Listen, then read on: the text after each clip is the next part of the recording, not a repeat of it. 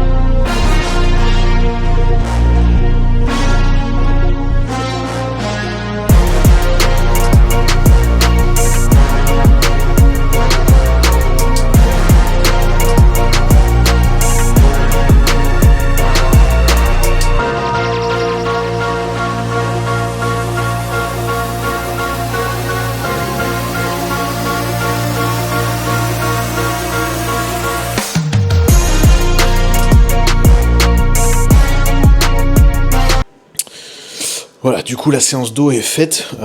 Du coup, vous avez vu, je me suis entraîné avec François. François a voulu s'entraîner avec moi. Pour le coup, c'est vrai que comme je vous avais dit dans la vidéo, je voulais me mettre dans ma bulle. Et parce que c'est vrai que c'est le besoin que j'ai en ce moment. Alors, comment dire? C'est pas que j'aime pas m'entraîner avec quelqu'un, c'est pas trop de soucis. Déjà, j'aime bien m'entraîner avec quelqu'un qui s'entraîne à peu près comme moi.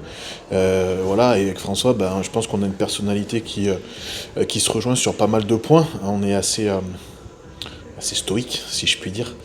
Et du coup, c'est vrai qu'on s'entend très bien quand on s'entraîne ensemble, et même quand on s'entraîne pas ensemble d'ailleurs, on s'entend très bien.